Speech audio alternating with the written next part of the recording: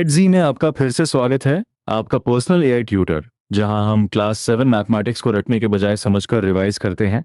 आज हम CBSE class 7 के chapter expressions using letter numbers पर फोकस करेंगे। नोटबुक हो तो अच्छा है, लेकिन आप इसे पैसिवली सुनकर भी रिवाइज कर सकते हैं। मैं गौरव हूं और मेरे साथ हैं स्वाति। कई लर्नर्स को वर्ड प्रॉब्लम्स में कंफ्यूजन होता है कि किसी अननोन नंबर को लेटर से क्यों लिखते हैं। इस एपिसोड में हम उसी कंफ्यूजन को क्लियर करेंगे। हम letter numbers, algebraic expressions, formulas, costs, perimeters like terms, brackets, simplification, number machines, calendar patterns, matchsticks और एग्जाम टिप्स कवर करेंगे। तो पानी पास रखिए, एक सेकंड रुककर सोचने की आदत रखिए और चलिए अलजेब्रा को फेमिलियर बनाते हैं। और लिसनर्स, हमारा तरीका सिंपल रहेगा। हम पहले सिचुएशन को ऑर्डिनरी लैंग्वेज में समझेंगे, फिर उसे एक्सप्रेशन में बदलेंगे, फिर वैल्यूज रखकर चेक करेंगे। बीच बीच में मैं क्वेश्चंस पूछूंगी, इसलिए आंसर तुरंत मत सुनना, पहले मन में बोलकर देखना। अगर कोई स्टेप अनक्लियर लगे तो उसे अपनी लर्निंग का यूजफुल संकेत समझना, फेलियर नहीं। इस चैप्टर का बड़ा आइडिया है कंसाइज रिप्रेजेंटेशन, यानी कोई रिलेशन या पैटर्न वर्ड्स में बहुत लंबा हो सकता है, लेकिन लेटर्स और नंबर्स से वही रिलेशन छोटा और क्लियर लिखा जा सकता है। अलजेब्रा सिर्फ सिंबल्स का खेल नहीं, यह रीजनिंग को विजिबल बनाता है। हम यह भी देखेंगे कि एक्सप्रेशन किसी सिचुएशन का मीनिंग कैसे प्रिजर्व करता है। चलो सबसे पहले एज वाला एग्जाम्पल लेते हैं। शबनम आफताब से 3 इयर्स ओल्डर है। अगर आफताब की एज 10 है तो शबनम की एज 13 होगी। अब अगर आफताब 18 का है तो शबनम कितनी होगी? एक सेकंड पॉज करके सोचो और सिर्फ रिलेशन बोलो। आंसर है 18 प्लस 3 यानी 21 ईयर्स। यहाँ इंपॉर्टेंट ऑपरेशन है ऐड 3, क्योंकि शबनम की एज आफताब की एज से 3 अधिक है। वर्ड्स में हम लिखेंगे शबनम्स एज इक्वल्स आफताब्स एज प्लस 3। अब बार बार पूरा फ्रेज लिखने की जगह हम आफताब की एज को ए और शबनम की एज को एस मान लेते हैं। तो एक्सप्रेशन बनेगा a+3 और रिलेशन को कॉम्पैक्ट फॉर्म में लिखेंगे s इक्वल्स a+3। ध्यान दो, ए और एस कोई फिक्स्ड मैजिक लेटर्स नहीं है। चैप्टर साफ कहता है कि कन्वीनियंट सिंबल के लिए कोई भी लेटर चुना जा सकता है। मीनिंग लेटर के नाम से ही सिचुएशन में उसकी भूमिका से आता है। इसीलिए लेटर्स को लेटर नंबर्स कहा गया है, क्योंकि वे नंबर्स को रिप्रेजेंट करते हैं। और अब +3 जैसी मैथमेटिकल एक्सप्रेशन जिसमें लेटर नंबर है, अलजेब्राइक एक्सप्रेशन कहलाती है। अगर a की वैल्यू 23 हो तो s इक्वल्स a+3 में a की जगह 23 रखेंगे। हमें s इक्वल्स 23 प्लस 3 यानी 26 ईयर्स मिलेगा। अब डायरेक्शन बदलते हैं। अगर शबनम की एज दी हो और आफताब की एज निकालनी हो तो आफताब शबनम से 3 इयर्स यंगर है, इसलिए a इक्वल्स s-3। अगर s इक्वल्स 20 तो a कितना? जल्दी मत बोलना, यंगर का अर्थ यहाँ कौन सा ऑपरेशन बताएगा? सही आंसर है 20-3 यानी 17 years. Exam point of view से लैंग्वेज पर ध्यान हो। मोर देन का रिलेशन एडिशन की ओर जाता है, लेस देन या यंगर देन सब्ट्रैक्शन की ओर। लेकिन एक्सप्रेशन लिखने से पहले सेंटेंस का सब्जेक्ट और क्वांटिटी आइडेंटिफाई करो। यही छोटी हैबिट साइन की गलती बचाती है। एक कॉमन मिस्टेक यह होती है कि स्टूडेंट a इक्वल्स s+3 लिख देता है, जबकि आफताब यंगर है। दूसरी मिस्टेक है लेटर को आंसर समझ लेना। लेटर अभी क्वांटिटी का नाम है, उसकी एक्चुअल वैल्यू सिचुएशन के अनुसार बदल सकती है। इसलिए हर एक्सप्रेशन के साथ यही पूछो, यह लेटर रिप्रेजेंट क्या कर रहा है। अब एक्टिव रिकॉल। शबनम आफताब से 3 इयर्स ओल्डर है। आफताब की एज ए और शबनम की एज एस है। रिलेशन लिखो, फिर आफताब की एज निकालने वाला रिवर्स रिलेशन लिखो। अपनी नोटबुक में 2 लाइंस लिखो और फिर चेक करो, s इक्वल्स a+3 तथा a इक्वल्स s-3। अब तक हम फर्स्ट मेजर आइडिया कवर कर चुके हैं। वर्ड से रिलेशन, रिलेशन से एक्सप्रेशन और एक्सप्रेशन में वैल्यू रिप्लेस करना। तुम्हारा आंसर क्या आ रहा है? अगर आफताब 23 इयर्स का हो और अगर शबनम 20 इयर्स की हो, दोनों आंसर्स अलग डायरेक्शंस में आएंगे, क्योंकि स्टार्टिंग इंफॉर्मेशन अलग है। अब मैचस्टिक पैटर्न पर आते हैं। पार्थिव रिपीटेडली एल शेप्स बनाता है और हर एल में 2 मैच स्टिक्स लगते हैं। 5 एल्स के लिए 5 टाइम्स 2, 7 एल्स के लिए 7 टाइम्स 2 और 45 एल्स के लिए 45 टाइम्स 2। यहाँ पैटर्न है कि नंबर ऑफ स्टिक्स एल्स की संख्या का ट्वाइस है। अगर एल एस की संख्या को एन से डिनोट करें तो नंबर ऑफ मैच स्टिक्स का एक्सप्रेशन होगा 2 टाइम्स एन। इसे 2n भी लिख सकते हैं, लेकिन मल्टीप्लिकेशन सिंबल ओमिट करने का रूल हम थोड़ी देर में केयरफुली करेंगे। अभी मीनिंग पकड़ो, n बदलता है और टोटल स्टिक्स उसी के साथ बदलता है। फॉर्मूला का फायदा यही है कि हमें हर पॉसिबल नंबर के लिए अलग सेंटेंस नहीं लिखना पड़ता। 5 एल्स के लिए इनकी जगह 5 रखो और 2 टाइम्स 5 मिलेगा। 45 एल्स के लिए इनकी जगह 45 रखो और 90 मैच स्टिक्स मिलेंगे। लेटर एक्सप्रेशन जनरल रूल देता है और सब्स्टिट्यूशन पर्टिकुलर आंसर देता है। अब कॉस्ट सिचुएशन कहता कि एक कोकोनट 35 रुपीज में और 1 किलोग्राम जैगरी 60 रुपीज में खरीदती है। अगर कोकोनट्स की संख्या C और जैगरी की क्वांटिटी G किलोग्राम्स है तो कोकोनट्स का कॉस्ट 35C और जैगरी का कॉस्ट 60G होगा। टोटल कॉस्ट दोनों कॉस्ट्स का सम होगा। इसलिए टोटल एक्सप्रेशन है C times 35 plus J times 60, जिसे 35C प्लस 60J भी लिख सकते हैं। 10 कोकोनट्स और 5 किलोग्राम जैगरी के लिए 10 times 35 plus 5 times 60 equals 350 plus 300, यानी 650 रुपीज। ध्यान दो, क्वांटिटीज और यूनिट प्राइसेस को मिक्स नहीं करना है। अब तुम्हारी टर्न। अगर 8 कोकोनट्स और 9 किलोग्राम जैगरी हो तो एक्सप्रेशन में C की जगह 8 और J की जगह 9 रखो। पहले कोकोनट कॉस्ट, फिर जैगरी कॉस्ट, फिर टोटल। कैलकुलेटर से पहले मेंटल एस्टिमेट भी करो। आंसर 650 से बड़ा होना चाहिए क्योंकि दोनों क्वांटिटीज बड़ी है। कैलकुलेशन होगा 35 टाइम्स 8 इक्वल्स 280 और 60 टाइम्स 9 इक्वल्स 540, टोटल 820 रुपीज। यही चैप्टर का मॉडलिंग मेथड है। क्वांटिटी आइडेंटिफाई करो, यूनिट रिलेशन लिखो, टोटल कंबाइन करो, फिर वैल्यूज सब्स्टिट्यूट करो। अगर एक्सप्रेशन में 35 से लिख दिया तो आपने कोकोनट और जैगरी की रोल्स उलट दी। पेरीमीटर भी इसी आइडिया से जनरलाइज होता है। स्क्वायर की हर साइड क्यू हो तो पेरीमीटर 4 टाइम्स क्यू यानी 4Q। साइड 7 सेंटीमीटर्स हो तो 4 times 7 equals 28 centimetres. Regular triangle, regular pentagon और रेगुलर हेक्सागन में इक्वल साइड्स की संख्या देखकर फॉर्मूलाज बनेंगे। अगर इक्विलेटरल ट्रायंगल की साइड ए हो, पेरीमीटर 3A। रेगुलर पेंटागन की साइड ए हो, पेरीमीटर 5A। रेगुलर हेक्सागन की साइड ए हो, पेरीमीटर 6A। यहाँ फॉर्मूला का स्ट्रक्चर है number of equal sides times length of one side. Units लिखना मत भूलना क्योंकि पेरीमीटर लेंथ है। मुनिरत्ना के पास 20 मीटर पाइप है और वह कै मीटर का दूसरा पाइप जोड़ता है। कंबाइंड लेंथ क्या होगी? यह मल्टीप्लिकेशन नहीं, एडिशन सिचुएशन है क्योंकि दो लेंथ्स जॉइन हो रही हैं। इसलिए एक्सप्रेशन 20 प्लस के मीटर्स। एक सेकंड सोचो, अगर के 0 हो तो एक्सप्रेशन का मीनिंग सेंसिबल है या नहीं? हाँ, K0 हो तो कंबाइंड लेंथ 20 मीटर्स ही रहेगी। इसी तरह नोट्स का टोटल अमाउंट भी एक्सप्रेशन से लिखा जा सकता है। अगर 100 रुपीज़ के X नोट्स, 20 रुपीज़ के Y नोट्स और 5 रुपीज़ के Z नोट्स हों तो टोटल होगा 100X plus 20Y plus 5Z। अलग डिनोमिनेशंस को अलग टर्म्स में रखना ज़रूरी है। वेंकट लक्ष्मी के फ्लोर मिल में मशीन स्टार्ट होने में 10 सेकंड्स लगते हैं और रनिंग के बाद हर किलोग्राम ग्रेन को 8 सेकंड्स लगते हैं। ये किलोग्राम्स के लिए टोटल टाइम क्या होगा? स्टार्टअप टाइम एक बार लगेगा, लेकिन ग्राइंडिंग टाइम ये के साथ मल्टीप्लाई होगा। ऑप्शंस में कौन सा एक्सप्रेशन इस स्ट्रक्चर को दिखाता है? सही एक्सप्रेशन है 10 प्लस 8Y। इसे 10 प्लस 8 टाइम्स Y भी पढ़ सकते हैं। 10 को Y से मल्टीप्लाई नहीं किया क्योंकि मशीन स्टार्ट केवल एक बार होती है।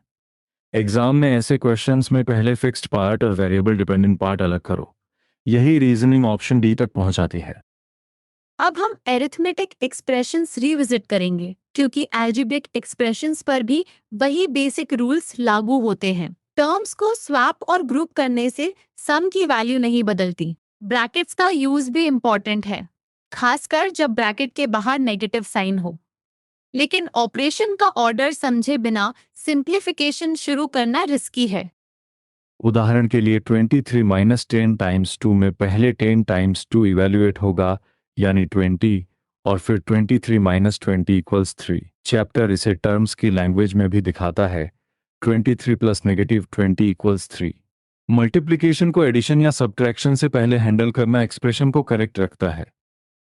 एक quick check, 68 minus bracket 18 plus 13 bracket को सिंप्लीफाई करते समय ब्रैकेट के अंदर पहले 31 मिलेगा तो आंसर 37। लेकिन नेगेटिव साइन ब्रैकेट के बाहर हो तो 68 माइनस 18 माइनस 13 भी लिख सकते हैं। क्या दोनों अप्रोचेस सेम आंसर देती हैं? हाँ, अगर साइन केयरफुली डिस्ट्रीब्यूट किया जाए। अलजेब्रिक एक्सप्रेशन का वैल्यू तब मिलता है जब लेटर नंबर को नंबर से रिप्लेस करते हैं। जैसे 7k में k इक्वल्स 4 हो तो 7 टाइम्स 4 इक्वल्स 28। 5m प्लस 3 में m इक्वल्स 2 हो तो 5 टाइम्स 2 प्लस 3 इक्वल्स 13। रिप्लेसमेंट के बाद ऑर्डिनरी अरिथमेटिक रूल्स लगते हैं। ध्यान रहे, रिप्लेसमेंट करते समय सिर्फ लेटर बदलना है, बाकी ऑपरेशन और ब्रैकेट्स वैसे ही रहने हैं। अगर expression 10 into bracket y minus 3 bracket है तो पहले y माइनस 3 का मीनिंग देखना होगा। इसे 10y माइनस 3 समझ लेना एक सीरियस कॉमन मिस्टेक है। अब मिनी रिकैप। वर्ड्स में रिलेशन पहचानना, लेटर्स को क्वांटिटीज के लिए यूज करना, वैल्यूज सब्स्टिट्यूट करना और अरिथमेटिक रूल्स अप्लाई करना। स्वैपिंग और ग्रुपिंग टर्म्स की ऑर्डर बदल सकते हैं पर वैल्यू नहीं। ब्रैकेट्स हटाते समय बाहर के माइनस साइन को हर रेलेवेंट टर्म पर सही तरह अप्लाई करना होता है।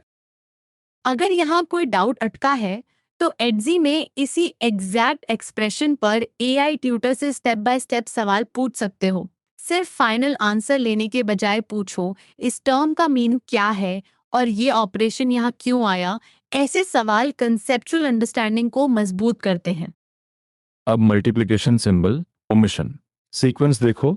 4, 8, 12, 16 और आगे ये मल्टीपल्स ऑफ 4 हैं। थर्ड टर्म 4 टाइम्स 3 और 29th टर्म 4 टाइम्स 29 होगा। अगर पोजीशन को n से डिनोट करें तो nth टर्म 4 टाइम्स n है। स्टैंडर्ड प्रैक्टिस में इसे 4n लिखते हैं। रूल बहुत प्रिसाइज है। नंबर और लेटर का प्रोडक्ट लिखते समय मल्टीप्लिकेशन साइन छोड़ा जा सकता है और नंबर पहले आता है। इसलिए 4 times n becomes 4n, 7 times k becomes 7k। लेकिन 5 प्लस u को 5u नहीं लिख सकते क्योंकि प्लस और मल्टीप्लिकेशन अलग ऑपरेशंस हैं। यही वजह है कि 5u और 5 प्लस u इक्वल नहीं होते। 5u मीन्स 5 टाइम्स u, जबकि 5 प्लस u मीन्स u से 5 अधिक।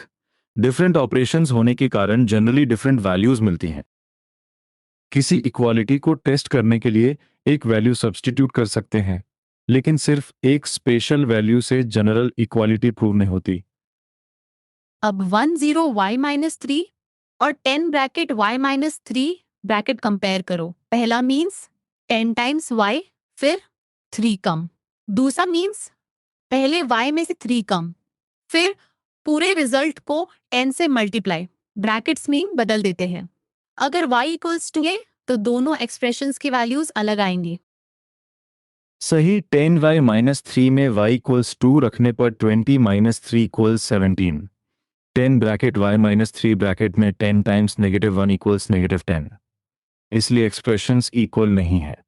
एग्जाम आंसर में केवल नो मत लिखो, दोनों एक्सप्रेशंस का मीनिंग और एक सब्स्टिट्यूशन चेक दिखाओ। अब सिंप्लीफिकेशन का हार्ट लाइक टर्म्स। जिन टर्म्स में सेम लेटर नंबर हो वे लाइक टर्म्स हैं, जैसे 5c, 3c और 10c। डिफरेंट लेटर्स वाले 18c और 11d अनलाइक टर्म्स हैं। लाइक टर्म्स को कंबाइन किया जा सकता है, लेकिन अनलाइक टर्म्स को एक सिंगल टर्म में जोड़ना अलाउड नहीं।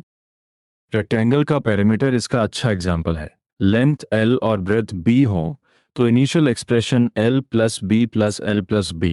टर्म स्वैप करके L plus B plus B लिख सकते हैं। फिर L plus L equals 2L और B plus B equals 2B, इसलिए simplified form 2L plus 2B। दोनों फॉर्म्स दिखने में अलग हैं लेकिन बराबर हैं क्योंकि किसी भी सेम L और B वैल्यूज पर दोनों सेम रिजल्ट देते हैं। उदाहरण में L इक्वल्स 3 और B इक्वल्स 4 रखने पर दोनों का वैल्यू 14 आता है। सिंप्लीफिकेशन का अर्थ एक्सप्रेशन बदलना नहीं, उसका इक्विवेलेंट और नीटर फॉर्म पाना है। पेंसिल्स की शॉप वाली सिचुएशन देखो। 3 दिनों में 5C plus 3C plus 1 0C earnings हैं। सेम लेटर C व कोएफिशिएंट जोड़कर 18C मिलता है। अगर C इक्वल्स 50 रुपीज़ हो तो 18 टाइम्स 50 इक्वल्स 900 रुपीज़। इरेजर्स का expression 4D plus 6D plus D यानी 11D होगा। लेकिन 18C प्लस 1D को और सिंप्लीफाई नहीं कर सकते क्योंकि C और D अलग लेटर नंबर्स हैं। यही डिस्टिंक्शन एग्जाम में बार बार टेस्ट हो सकती है। स्टूडेंट कभी कोफिशिएंट्स को जोड़कर 29 कैंडेला या 29 जैसा कुछ लिख देते हैं। याद रखो, अनलाइक टर्म्स का कॉम्बिनेशन वैसा नहीं होता जैसा लाइक टर्म्स का। डिस्ट्रीब्यूटिव प्रॉपर्टी भी इसी रीजनिंग को सपोर्ट करती है। 4 times bracket x plus y bracket equals 4x plus 4y। इसी तरह 4 bracket x plus y bracket minus y becomes 4x plus 4y minus y. फिर लाइक y टर्म्स कंबाइन करके 4x plus 3y। पहले multiplier को bracket के हर term तक पहुंचाना जरूरी है। एक active recall problem. Simplify 2D minus D minus D minus C। पहले D टर्म्स कंबाइन करो, फिर C टर्म देखो। अगर तुमने आंसर 0 लिखा तो चेक करो कि C कहाँ गया। सही आंसर नेगेटिव C है क्योंकि 2D माइनस D कैंसिल्स, लेकिन माइनस C बचता है। अब ब्रैकेट्स के साथ एक useful example 5 minus bracket 2 minus 6 Z bracket. Bracket solve करो तो 2 माइनस 6 जेड और पूरे ब्रैकेट को सब्ट्रैक्ट करने पर 5 माइनस 2 प्लस 6 जेड यानी 3 plus 6 Z. Outside negative sign अंदर के दोनों साइंस को अफेक्ट करता है, सिर्फ फर्स्ट टर्म को नहीं। इसलिए गलत फॉर्म 3 माइनस 6Z क्यों आई होगी? शायद स्टूडेंट ने ब्रैकेट हटाते समय माइनस साइन को 6Z तक कैरी नहीं किया। माइंड द मिस्टेक क्वेश्चंस में यही करना है, सिर्फ करेक्टेड आंसर नहीं, एरर का कारण भी आइडेंटिफाई करना। ये एक्सप्लेनेशन मार्क्स के लिए वैल्यूएबल हो सकती है। चेयर और टेबल रेंटल में initial payment 40x plus 75y है और return amount 6x plus 10y। Total paid expression होगा bracket 40x plus 75y bracket minus bracket 6x plus 10y bracket. Bracket खोलकर लाइक टर्म्स कंबाइन करने पर 34x plus 65y मिलता है। या subtraction को पूरे सेकंड ब्रैकेट पर अप्लाई करना है। 40x plus 75y minus 6x minus 10y। फिर x टर्म्स और y टर्म्स ग्रुप करो। अगर कोई 46x प्लस 85y लिखे तो उसने रिटर्न अमाउंट सब्ट्रैक्ट करने के बजाय ऐड कर दिया। सिचुएशन का मीनिंग हमेशा अलजेब्रिक साइंस को चेक करने में मदद करता है। चारों के 3 क्विज राउंड्स के स्कोर्स हैं 7p minus 3q, 8p minus 4q और 6p माइनस 2q। टोटल में p कोफिशिएंट 7, 8 और 6 जोड़कर 2 1p मिलते हैं। पेनल्टी टर्म्स 3q, 4q और 2q सब्ट्रैक्ट हो रहे हैं, इसलिए टोटल 2 1p माइनस 9q। अगर करेक्ट आंसर का स्कोर P इक्वल्स 4 और पेनाल्टी Q इक्वल्स 1 हो, फर्स्ट राउंड का score 7 times 4 minus 3 times 1 equals 25। अगर नो पेनाल्टी हो तो Q की वैल्यू क्या होगी? Q equals 0। तब पेनाल्टी टर्म्स वैनिश हो जाएंगे, लेकिन P वाला स्कोर रिमेन करेगा। अभी तक हम चैप्टर के कोर मैनिपुलेशन टूल्स कवर कर चुके हैं। Substitution, omission of multiplication sign, like terms, unlike terms, brackets और डिस्ट्रीब्यूटिव प्रॉपर्टी। सिंप्लीफिकेशन में रिलायबल सीक्वेंस रखो, ब्रैकेट्स खोलो, साइंस चेक करो, लाइक टर्म्स ग्रुप करो, कोएफिशिएंट्स कंबाइन करो, फिर फाइनल एक्सप्रेशन को दोबारा रीड करो।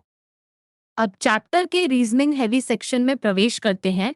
Pick patterns and reveal relationships. यहाँ लक्ष्य केवल नेक्स्ट नंबर बताना नहीं, बल्कि ऐसा एक्सप्रेशन बनाना है जो हर रेलेवेंट पोजीशन या स्टेप पर काम करे। पहले पैटर्न को ऑर्डिनरी लैंग्वेज में डिस्क्राइब करो, फिर लेटर नंबर से जनरलाइज करो। नंबर मशीन में इनपुट्स आते हैं। मशीन एक फिक्स्ड ऑपरेशन करती है और आउटपुट देती है। अगर रूल है 2 times first number minus second number, तो इनपुट्स ए और बी के लिए एक्सप्रेशन 2a माइनस बी होगा। फॉर्मूला तभी वैलिड माना जाएगा जब वह दिए गए अलग इनपुट्स पर भी सही आउटपुट दे। एक दूसरी मशीन में रूल हो सकता है 2 नंबर्स का सम लेकर उसमें 2 सब्ट्रैक्ट करना, तब expression a plus B minus 2, या मल्टीप्लिकेशन के बाद 1 ऐड करना हो तो a टाइम्स b प्लस 1, जिसे ऐप प्लस 1 लिख सकते हैं। इनपुट आउटपुट टेबल देखकर ऑपरेशन गेस करो, केवल नंबर्स देखकर नहीं। रिपीटिंग डिजाइन्स में A B C pattern positions पर रिपीट होते हैं। डिजाइन सी पोजीशंस 3 6 9 पर आता है, इसलिए nth ऑकरेंस की पोजीशन 3n। डिजाइन की पोजीशंस 2 5 8 पर आता है, इसलिए 3n-1। डिजाइन ए के लिए 3n-2। अब पोजीशन 99, 122 और 148 पर डिजाइन आइडेंटिफाई करो। 99 3 से डिविजिबल है, इसलिए C 122 को 3 से डिवाइड करने पर रिमाइंडर 2, इसलिए B 148 पर रिमाइंडर 1, इसलिए A। रिमाइंडर मेथड फास्ट है, लेकिन पहले पैटर्न और 3 फॉर्मूलाज समझना जरूरी है। कैलेंडर पैटर्न में 2x2 ग्रिड का टॉप लेफ्ट नंबर a मानते हैं। राइट वाला a+1, नीचे वाला a+7 और डायगोनल वाला a+8 होगा। डायगोनल सम्स हैं a+8 और a+1+a+7, दोनों सिंप्लीफाई होकर 2a+8 बनते हैं। इस प्रूफ की स्ट्रेंथ यह है कि हमने किसी एक कैलेंडर स्क्वायर को चेक नहीं किया, अ को आर्बिट्ररी रखा, इसलिए रीजनिंग हर 2x2 स्क्वायर पर लागू होती है। यही अलजेब्राइक मॉडलिंग का पावर है, फाइनाइट एग्जाम्पल से आगे जाकर दिखाना कि पैटर्न ऑलवेज क्यों होल्ड करता है। 3x3 कैलेंडर शेप में सेंटर नंबर a लें तो बाकी रेलेवेंट नंबर्स -7, -1, +1 और +7 हो सकते हैं। उनका सम -7 + -1 + +1 +7 = 5 है, यानी टोटल सेंटर का 5 टाइम्स है। अब लिसनर चैलेंज कि पैटर्न में पहले कुछ वैल्यूज देखकर ये मत मान लेना कि वही रूल निश्चित है। कम से कम रिलेशन को वर्ड्स में एक्सप्लेन करो और अलग इनपुट पर टेस्ट करो। अगर एक्सप्रेशन एक एग्जाम्पल पर सही और दूसरे पर गलत है, तो वह जनरल फॉर्मूला नहीं है। मैथ्स ट्रायंगल पैटर्न में स्टेप 1 पर 3 स्टिक्स, स्टेप 2 पर 5, स्टेप 3 पर 7 और हर स्टेप पर 2 स्टिक्स बढ़ती हैं। स्टेप y के लिए चैप्टर एक्सप्रेशन देता है 3 + 2 times bracket y-1 bracket. Simplify करने पर 2y + 1 मिलता है। चेक करो। स्टेप 5 के लिए 2 टाइम्स 5 + 1 = 11, जो पैटर्न से मैच करता है। स्टेप 33 के लिए 67 स्टिक्स और स्टेप 84 के लिए 169 स्टिक्स आएंगे। यहाँ ड्राइंग करने की जरूरत नहीं, जनरल एक्सप्रेशन लार्ज स्टेप्स को क्विकली सॉल्व करता है। दूसरे व्यू पॉइंट से हॉरिजॉन्टल स्टिक्स की संख्या स्टेप या पर y और डायगोनल स्टिक्स की संख्या y + 1 है। Total y + bracket y+1 bracket = 2y + 1। एक ही पैटर्न को दो तरीकों से मॉडल करना यूजफुल है, क्योंकि दोनों फॉर्म्स रीजनिंग को वेरीफाई करते हैं। ज्वार रोटी और पुलाव वाले क्वेश्चन में x प्लेट्स का कॉस्ट 30x और y प्लेट्स का कॉस्ट 20y है, इसलिए total 30x + 20y। 20x + 30y तभी सही होता जब प्राइजेस उल्टे होते। ऑप्शन देखकर गेस मत करो, हर टर्म को क्वांटिटी और यूनिट प्राइस से कनेक्ट करो। स्नेल दिन में 1 सेंटीमीटर ऊपर जाता है और रात में d सेंटीमीटर नीचे आता है। 10 डेज और 10 नाइट्स के बाद स्टार्टिंग पोजीशन से net distance 10 bracket u - d bracket centimetres है। अगर d ग्रेटर देन u तो नाइटली स्लिप डेली क्लाइंब से अधिक है, इसलिए स्नेल ऊपर प्रोग्रेस नहीं कर पाएगा। राधा के साइकिलिंग क्वेश्चन में फर्स्ट वीक डेली 5 किलोमीटर्स है और हर वीक डेली डिस्टेंस किलोमीटर्स बढ़ती है। 3 वीक्स का टोटल सोर्स आंसर 105 + 21 किलोमीटर्स है। ऐसे क्वेश्चंस में टोटल डेज, ईच वीक की डेली डिस्टेंस और इंक्रीज का कंट्रीब्यूशन केयरफुली अलग करना चाहिए। ट्रेन प्रॉब्लम भी मॉडलिंग सिखाता है। यहापुर से वहापुर तक ट्रैवल के 4 इक्वल सेगमेंट्स हैं, प्रत्येक t मिनट्स का, और 3 स्टेशन स्टॉप्स हैं, प्रत्येक 2 मिनट्स का। Total time 4t + 6 minutes. अगर t = 4 हो तो 16 + 6 = 22 मिनट्स। एग्जाम में एक्सप्रेशन बनाने से पहले रफ सिचुएशन ड्रॉ करना हेल्पफुल है। 4 ट्रैवल इंटरवल्स और 3 स्टॉप्स काउंट करो। यहाँ स्टूडेंट्स कभी स्टॉप्स को 4 कर देते हैं या स्टार्ट और एंड को स्टेशन समझ लेते हैं। डायग्राम की छोटी मदद काउंटिंग एरर रोक सकती है। कुछ यूजफुल ट्रांसलेशंस रिवाइज करते हैं। 5 more than a number d + 5, 4 less than number d - 4, 13 times a number से 2 less 1 3 d - 2, 2 times a number से 13 less 2 d - 13। फ्रेज का ऑर्डर ध्यान से पढ़ो। अब तुम बताओ 8x + 3y की कोई सिचुएशन क्या हो सकती है? एक शॉप में x रुपीस का पेन और y रुपीस की नोटबुक हो और कोई 8 पेन्स तथा 3 नोटबुक्स खरीदे। टोटल कॉस्ट 8x + 3y होगा। एक एक्सप्रेशन की कई रियल लाइफ स्टोरीज हो सकती है, बस रिलेशन कंसिस्टेंट होना चाहिए। सिंप्लीफिकेशन आंसर लिखते समय वर्किंग दिखाओ, जैसे 3a + 9b - 6 + 8a - 4b - 7a + 16 में a टर्म्स कंबाइन होकर 4a, b टर्म्स 5b और कॉन्स्टेंट्स 10 बनते हैं। Final answer 4a + 5b + 10। Steps, marks और सेल्फ चेक दोनों के लिए यूजफुल हैं। एडिशन और सब्ट्रैक्शन में ब्रैकेट को इग्नोर मत करना। किसी एक्सप्रेशन को सब्ट्रैक्ट करने का अर्थ उसके हर टर्म का साइन बदलना है। लाइक टर्म्स को पेयर करके लिखो, कॉन्स्टेंट्स अलग रखो और फाइनल एक्सप्रेशन को ओरिजिनल सिचुएशन से कंपेयर करो। अगर अमाउंट घट रहा था तो रिजल्ट में सब्ट्रैक्शन का इफेक्ट दिखना चाहिए। हम फाइनल सेक्शन में हैं। सबसे पहले लेटर नंबर्स क्वांटिटीज को रिप्रेजेंट करते हैं। अलजेब्रिक एक्सप्रेशंस रिलेशंस और पैटर्न्स को कंसाइज बनाते हैं। वैल्यूज रखने पर एक्सप्रेशन न्यूमेरिकल आंसर देता है। मल्टीप्लिकेशन को 4n जैसे फॉर्म्स में लिख सकते हैं। लाइक टर्म्स कंबाइन होते हैं, अनलाइक टर्म्स नहीं। ब्रैकेट्स और डिस्ट्रीब्यूटिव प्रॉपर्टी साइंस तथा कोएफिशिएंट्स को कंट्रोल करते हैं। दूसरी बड़ी बात, फॉर्मूलाज केवल आंसर्स याद करने के लिए नहीं होते, वे जनरल रिलेशनशिप्स दिखाते हैं। मैचेस्टिक्स में 2e + 1, डिजाइन पोजीशंस में 3n, 3n - 1 और 3n - 2, कैलेंडर में 2a + 8 और सेंटर पैटर्न में 5 जैसे एक्सप्रेशंस पैटर्न को एक्सप्लेन और प्रेडिक्ट करते हैं। अब छोटा फाइनल चैलेंज, बिना देखे लिखो। शबनम और आफ्ताब का एज रिलेशन, 7 कोकोनट्स और 4 किलोग्राम्स जैगरी का टोटल कॉस्ट एक्सप्रेशन, रेक्टेंगल का पेरीमीटर, स्टेप मैस्टिक फॉर्मूला और 5u तथा 5 + u के अलग होने का कारण। फिर हर आंसर को एक नई वैल्यू रखकर वेरीफाई करो। कॉमन मिस्टेक आखिरी बार याद रखो, 10y - 3 को 10 ब्रैकेट y - 3 ब्रैकेट मत समझना और 18c + 1d को कंबाइन मत करना। अपने अगले स्टडी स्टेप में इन 5 चैलेंज आंसर्स को नोटबुक में लिखकर किसी फ्रेंड को टीच करो। अगर एक्सप्लेनेशन देते समय अटक जाओ, वही तुम्हारा नेक्स्ट डाउट है। आज आपने एक्सप्रेशंस यूजिंग लेटर नंबर्स को एग्जांपल्स, क्वेश्चंस और पैटर्न्स के साथ रिवाइज किया। याद रखिए, पहले सिचुएशन समझो, फिर रिलेशन लिखो, फिर एक्सप्रेशन बनाओ और अंत में वैल्यू या सिंप्लीफिकेशन चेक करो। यही प्रोसेस अलजेब्रा को मैनेजेबल बनाता है। एलजी पर एक्टिव रिकॉल या एग्जैक्ट डाउट प्रैक्टिस करके अपनी अंडरस्टैंडिंग को टेस्ट कर सकते हैं। बहुत अच्छा काम। आज के बाद किसी एक्सप्रेशन को देखकर डरना नहीं, उससे पूछना तुम किस रिलेशनशिप की शॉर्ट लैंग्वेज हो। यही सवाल तुम्हें रोट लर्निंग से कॉन्सेप्ट मास्टरी की ओर ले जाएगा। नोटबुक बंद करने से पहले एक फॉर्मूला खुद बनाओ और किसी इमेजिनरी क्लासमेट को समझाओ। तुम्हारी मेहनत धीरे धीरे फ्लुएंसी में बदलेगी। एडजी के साथ आज का सेशन ये समाप्त करते हैं। गौरव स्वाति की ओर से आपको वार्म विशेस। अपने फाइनल चैलेंज को आज ही पूरा करो। कॉमन साइंस दोबारा चेक करो और अगर कोई स्टेप अनक्लियर हो तो उसे छोड़ो मत, उसे क्वेश्चन में बदलो।